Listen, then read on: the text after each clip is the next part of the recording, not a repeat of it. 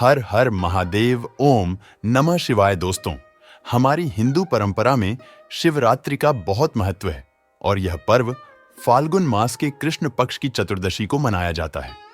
माना जाता है कि इस दिन प्रकाश के रूप में शिवजी प्रकट हुए थे और शिवजी का विवाह मां पार्वती के साथ भी इसी दिन हुआ था। इस दिन अगर आप सिर्फ पूजा पाठ करते हैं तो यकीन मानिए, जीवन में सुखों की प्राप्ति होती है। इस दिन भगवान भोलेनाथ की साधना करने से धन धान्य सुख सौभाग्य और समृद्धि में वृद्धि होती है। यह दिन भगवान भोलेनाथ को प्रसन्न करने का बहुत ही खास दिन माना जाता है। भगवान भोलेनाथ भोले भंडारी है, वह एक लोटा जल से भी प्रसन्न हो जाते हैं। लेकिन भगवान भोलेनाथ शीघ्र ही गुस्सा भी हो जाते हैं। जहां भगवान भोलेनाथ को कुछ चीजें प्रिय है तो वहीं कुछ चीजें अप्रिय भी है। कुछ चीजें ऐसी है जिनका भगवान भोलेनाथ की पूजा में अगर इस्तेमाल न किया जाए तो भगवान भोले में का पूजन अधूरा रहता है। वहीं कुछ चीजें ऐसी भी होती है जो अगर अनजाने में आप भगवान भोलेनाथ को अर्पित कर देंगे तो उससे भगवान भोलेनाथ आपसे रुष्ट हो जाएंगे। इसीलिए भगवान भोलेनाथ की पूजा करते समय कुछ बातों का विशेष ध्यान रखना चाहिए। आज की इस वीडियो में हम आपको बताएंगे कि महाशिवरात्रि के पावन पर्व पर क्या करें, क्या ना करें। कौन सी ऐसी वस्तुएं हैं जो भगवान भोलेनाथ को अति प्रिय है और कौन सी ऐसी वस्तुएं हैं जो भगवान भोलेनाथ को बिल्कुल भी प्रिय नहीं है। कौन सी वस्तुएं हैं जो भगवान भोलेनाथ को भूल से भी अर्पित नहीं करनी चाहिए।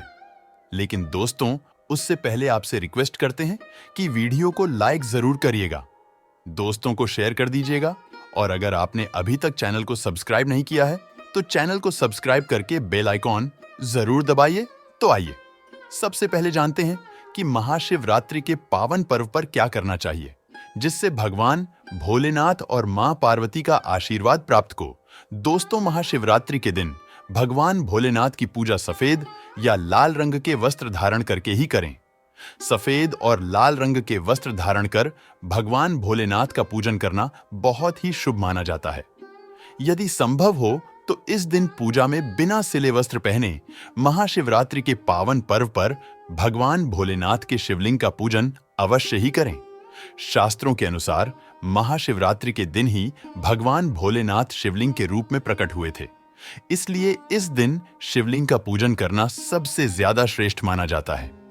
शिवलिंग का पूजन करने से भगवान भोलेनाथ और मां पार्वती की असीम कृपा प्राप्त होती है। वैसे तो महाशिवरात्रि पर भगवान भोलेनाथ का पूजन रात्रि के चारों प्रहर में किया जाता है, लेकिन भगवान भोलेनाथ का पूजन प्रदोष काल में भी अवश्य करना चाहिए। प्रदोष काल स्वयं भगवान भोलेनाथ का काल होता है। मान्यताओं के अनुसार प्रदोष काल के समय भगवान भोलेनाथ शिवलिंग में विराजमान रहते हैं, इसलिए महाशिवरात्रि के पावन पर्व पर आप प्रदोष काल में भगवान भोलेनाथ का पूजन अवश्य ही करें। प्रदोष काल यानी कि संध्या काल से रात्रि तक 90 मिनट का समय महाशिवरात्रि का मतलब है भगवान शिव का रात्रि समय पूजन करना। इसीलिए महाशिवरात्रि में अर्धरात्रि यानी कि निशिता काल में भगवान शिव का पूजन अवश्य ही किया जाता है। इसलिए आप भी निशिता काल जो अर्धरात्रि का समय होता है, रात 12 बजे से 12:30 बजे, तब इस समय भगवान भोलेनाथ का पूजन अवश्य ही करें। इससे भगवान भोलेनाथ अति शीघ्र ही प्रसन्न हो जाएंगे और आपको मनचाहा वरदान देंगे। महाशिवरात्रि पर भगवान शिव के साथ माता पार्वती का पूजन भी अवश्य ही करें। ऐसा करने से आपको भगवान शिव के साथ माता पार्वती का भी आशीर्वाद प्राप्त होगा। महाशिवरात्रि के दिन भगवान भोलेनाथ के शिवलिंग पर बेलपत्र अवश्य ही अर्पित करें। बेलपत्र भगवान भोलेनाथ को अति प्रिय है। बेलपत्र के बिना भगवान भोलेनाथ का पूजन अधूरा माना जाता है। बेलपत्र एक पत्ता नहीं माना जाता। एक डंडी में जो 3 पत्ते जुड़े हो उन्हें बेलपत्र कहा जाता है।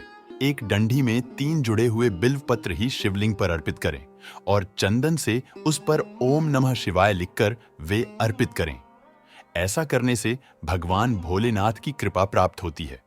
महाशिवरात्रि के दिन भगवान शिव को पूजा में अक्षत अवश्य ही अर्पित करें। ऐसा करने से आपको भगवान शिव का आशीर्वाद प्राप्त होगा। इस दिन रात्रि में भगवान शिव का जागरण अवश्य करना चाहिए, जिससे आपको महाशिवरात्रि का पूर्ण फल प्राप्त हो सके। महाशिवरात्रि के दिन भगवान शिव की पूजा करने से पहले भगवान श्री गणेश भगवान कार्तिकेय नंदी जी और मां पार्वती का पूजन अवश्य ही करना चाहिए, नहीं तो आपको भगवान शिव जी की पूजा का फल प्राप्त नहीं होगा। इस दिन बैल को हरा चारा अवश्य ही खिलाना चाहिए, क्योंकि बैल को नंदी जी का रूप माना जाता है, जो भगवान शिव को अत्यधिक प्रिय है। दोस्तों, महाशिवरात्रि पर इन कार्यों को करने से भगवान भोलेनाथ की कृपा प्राप्त होती है। दोस्तों, क्या करें? इसके अलावा शास्त्रों में यह भी वर्णन किया गया है कि महाशिवरात्रि के दिन क्या नहीं करना चाहिए, जिससे भोलेनाथ आपसे रुष्ट न हो।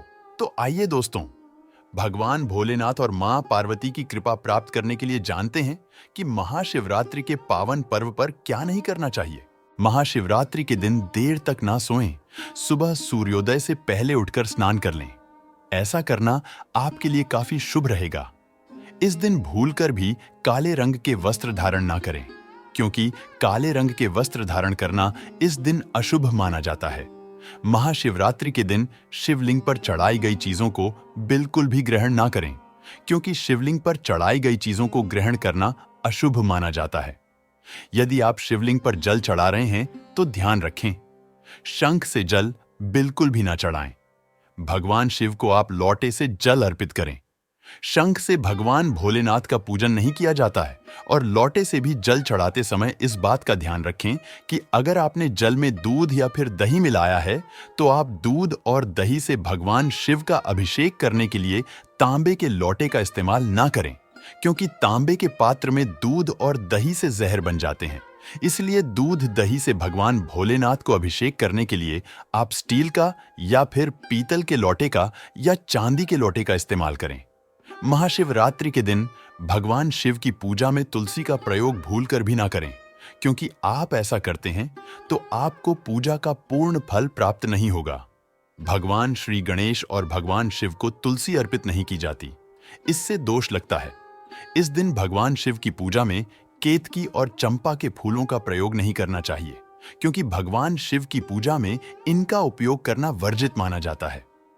भगवान शिव की पूजा में हल्दी और कुमकुम का प्रयोग बिल्कुल ना करें, क्योंकि भगवान शिव बैरागी है और हल्दी और कुमकुम शुद्धता के प्रतीक माने जाते हैं।